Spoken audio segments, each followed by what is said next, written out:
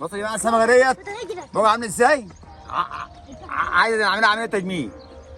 الله، انا قصاد الرنج ده يا جماعه من مزرعه الحاج ابراهيم.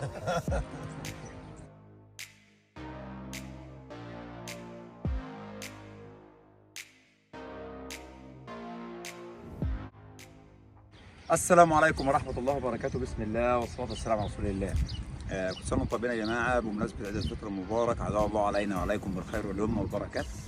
الحاج ابراهيم امبارح الحد كلمني، النهارده تقريبا الاثنين 24 تقريبا 24/4 2 شوال 3 شوال 4 شوال النهارده، 4 ايام العيد. قال يا محمد تعالى نشوف الحوض كده هياكل ولا لا، عشان لو كده نخلي الصيادين تبدا تيجي ايه، تبدا تنزل على الحوض وتصيده كده.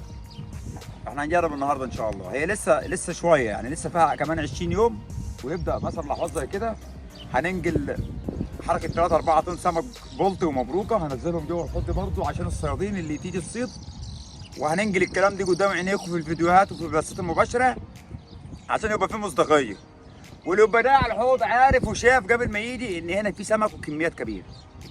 هنجرب النهارده ان شاء الله باستاكوزا، دي الاستاكوزا اهو قطعه نصين على سن صغير، احنا بنجرب بس، انما في الطبيعي بنركب سن اكبر من كده شويه. تمام،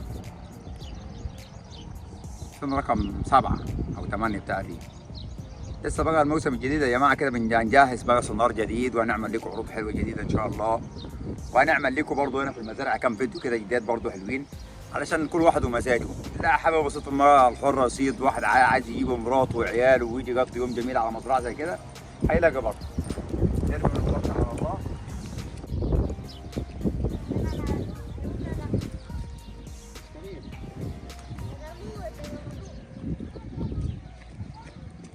اللهم صل على النبي. يلا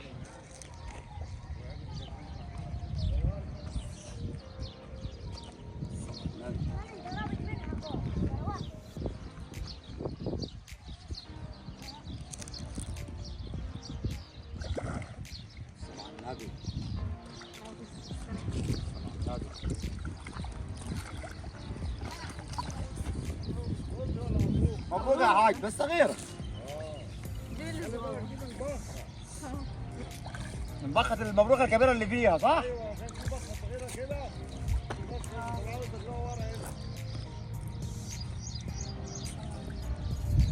لا لا لا، ده بقى بعمل عملية جراحية يا عم الحاج. ده عايز عملية تجميل. هات الناحية كده يا محمد عشان تاخد مني. بص يا جماعة السمكة ديت بقى عامل ازاي؟ عايز اعملها عملية تجميل. الله أكبر. صلى على الحبيب وخلي قلبك يطيب. السم فين؟ ده سن صغير السم في زورها. دي يا جماعة أكيد ضرب الصياد، أكيد ديت ضرب الصياد، خلع بوجها قطعه، ضرب السن ديت خلع بوجها في أكلة كلته، طلع السنة. خلي بالك ممكن وهي صغيرة، اصل دي ولدة سن ملمه حتى طلعها ورماها أيوة. مية تاني. هينزل هنا السنة اللي فاتت أكتر من داخل من 750 كيلو مبروكة عشاي مبروكة حشايش ومبروكة صفة زبدية، الحوض مليان.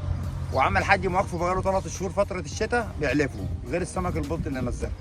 إن شاء الله بإذن الله محتمل قريب ننزل هنا نفضي حوضنا الحوض الكبيرة اللي هناك ديكي، وجه لها الكاميرا كده يا عم.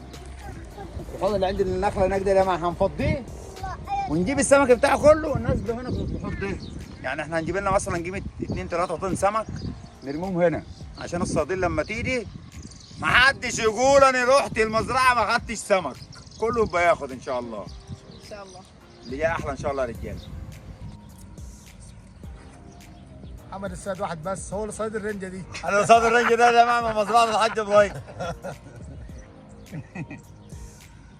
سنة وانتم طيبين يا جماعه، وعيد سعيد علينا وعليكم يا رب، وينعاد عليكم بالخير واليمن والبركات. طبعا من غير الرنجه انت فاهمين، اليومين دول يومين رنجه، وطبعا بنهني اخواتنا الاقباط بعيد شم النسيم، سنه وهم طيبين، ونهني اخواتنا المسلمين بعيد الفطر المبارك برضه كل سنه وهم طيبين. اتفضلوا معانا يا جماعه.